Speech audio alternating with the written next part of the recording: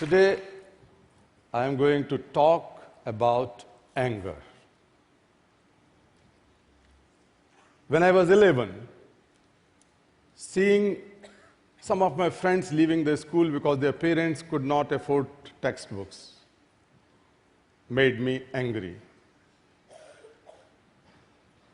When I was 27, hearing the plight of a desperate slave father whose daughter was about to be sold to a brothel made me angry.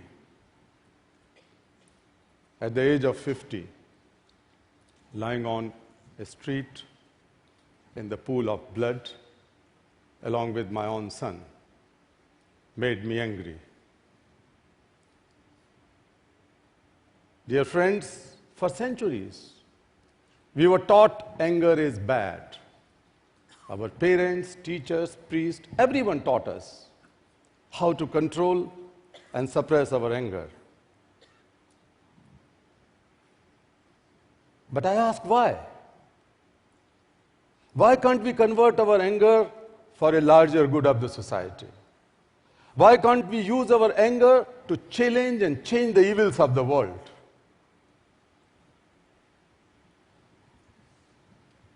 That I tried to do. Friends, most of the brightest ideas came to my mind out of anger. Like when I was 35 and sat in a locked up tiny prison. The whole night I was angry. But it has given the birth of a new idea.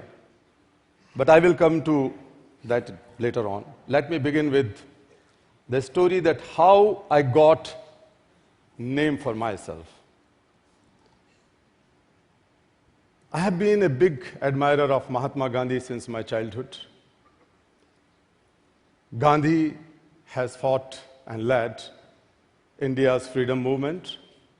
But more importantly, he has taught us how to treat the most vulnerable sections, the most deprived people with dignity and respect. And so, when India was celebrating Mahatma Gandhi's birth centenary in 1969, and that time I was 15, an idea came to my mind. Why can't we celebrate it differently? I knew, and perhaps many of you might be knowing, that in India, a large number of people are born in the lowest segment of caste, and they are treated as untouchables.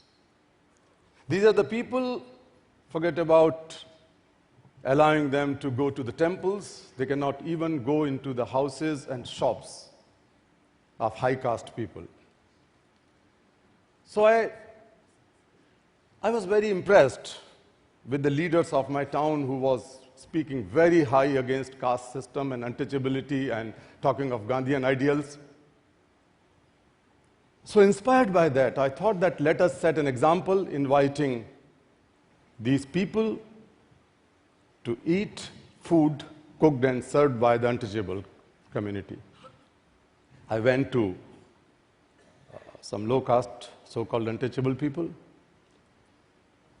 tried to convince them, but it was unthinkable for them.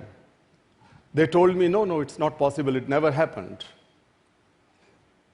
I said, look at these leaders, they are so great. They are against untouchability, they will come. If nobody comes, we can set an example. These people thought that I am too naive. Finally, they were convinced. My friends and I took our bicycles and invited political leaders. And I was so thrilled, rather empowered, to see that each one of them agreed to come. I thought, great idea, we can set an example, we can bring about change in the society. The day has come. All these untouchables 3 women and 2 men. They agreed to come. I could recall that they had used best of their clothes. They brought new utensils. Rather, they have taken bath hundreds of times because it was unthinkable for them to do. It was the moment of change. They gathered, food was cooked. It was 7 o'clock. By 8 o'clock, we kept on waiting because it's not very uncommon that the leaders become late for an hour or so. So after 8 o'clock, we took our bicycles and went to these leaders' homes just to remind them. One of the leaders' wives told me, sorry, he is having some headache. Perhaps he cannot come. I went to another leader and his wife told, okay, you go. He will definitely join. So I thought that the dinner will take place, though not at that large scale. I went back to the venue, which was a newly built Mahatma Gandhi's park.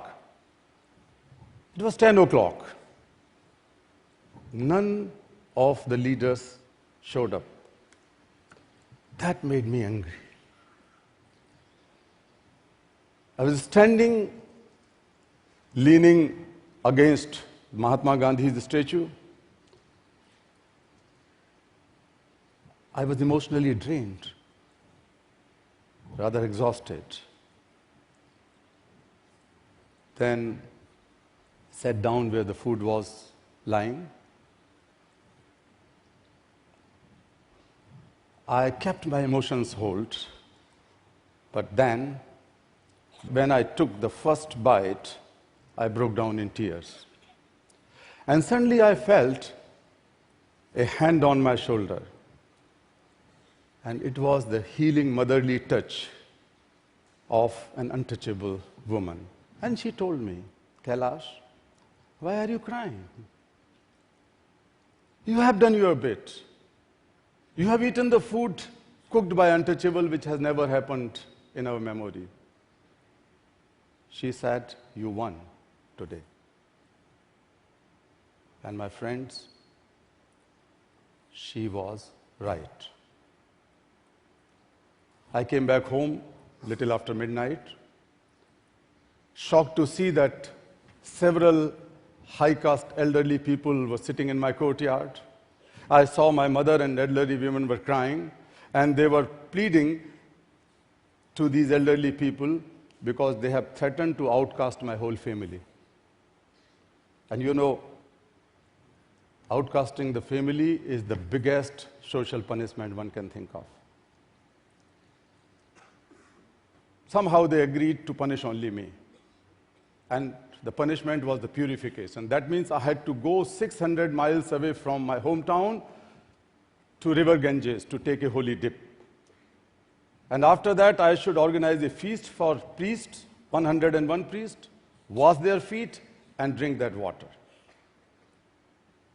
It was total nonsense. And I refused to accept that punishment. However, they punished me.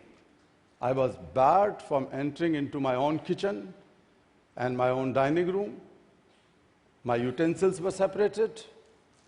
But the night when I was angry, they wanted to outcast me. But I decided to outcast the entire caste system.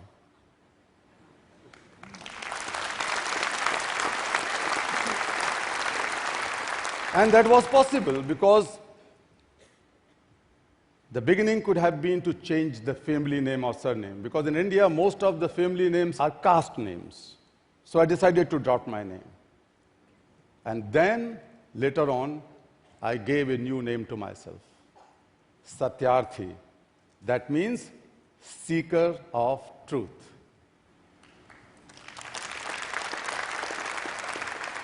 And that was the beginning of my transformative anger. Friends, maybe one of you can tell me, what was I doing before becoming a child rights activist? Does anybody know? No.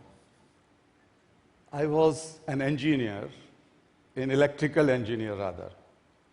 And then I learned how the energy of burning fire, coal, the nuclear blast inside the chambers, raging river currents, fierce winds, could be converted into the light and lives of millions. I also learned how the most uncontrollable form of energy could be harnessed for good in making society better. So, I'll come back to the story when I was caught into the prison. I was very happy freeing a dozen children from slavery, handing them over to their parents. I cannot explain my joy when I free a child, and I was so happy. But when I was waiting for my train to come back to my hometown, Delhi, I saw that dozens of children were arriving. They were being trafficked by someone. I stopped them, those people. I complained to the police. So the policemen, instead of helping me, they threw me in a small, tiny shell like an animal. And that was the night of anger when one of the brightest and biggest ideas was born. I thought that I keep on freeing 10 children and 50 more will join. That's not done. And I believed in the power of consumers. And let me tell you that this was the first time when a campaign was launched by me or anywhere in the world to educate and sensitize the consumers, to create a demand for child labor-free rugs. In Europe and America, we have been successful, and it has resulted in the fall in child labor in South Asian countries by 80%.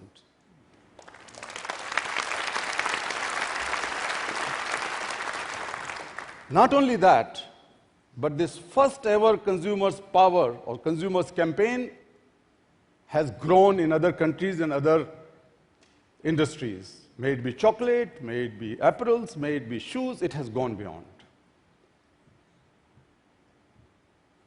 My anger at the age of 11, when I realized that how important is education for every child, I got an idea to collect used books and help the poorest children.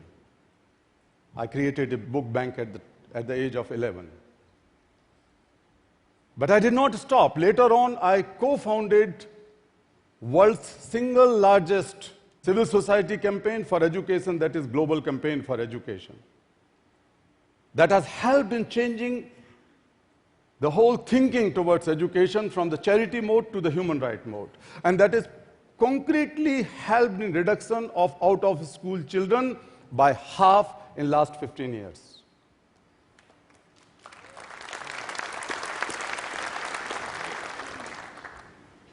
My anger at the age of 27 to free that girl who was about to be sold to a brothel has given me an idea to go for a new strategy of raid and rescue, freeing children from slavery. And I am so lucky and proud to say that it is not 1 or 10 or 20, but my colleagues and me have been able to physically liberate 83,000 child slaves and hand it over back to their families and mothers.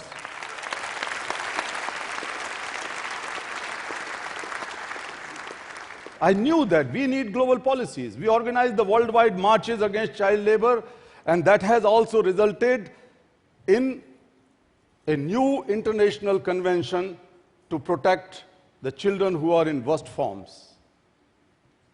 And the concrete result was that the number of child laborers globally has gone down by 1/3 in the last 15 years.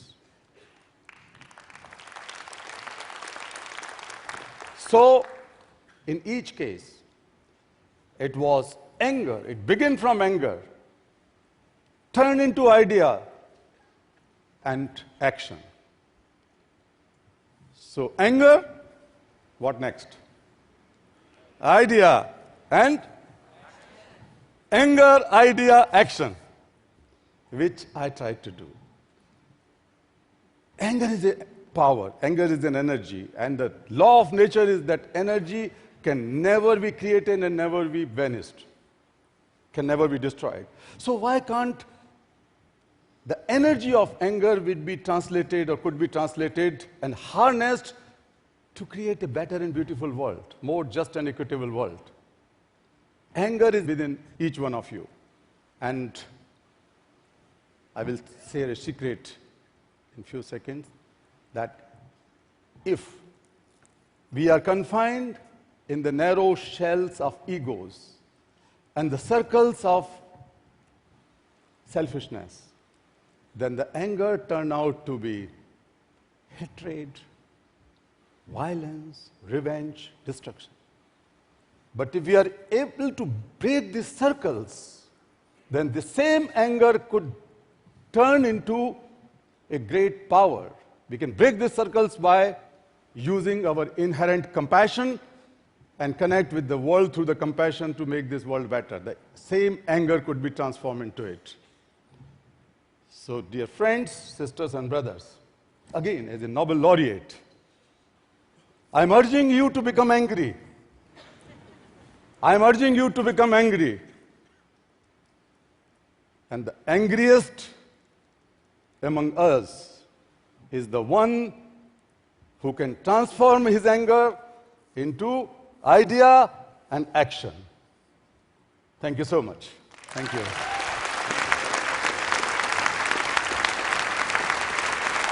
Thank you.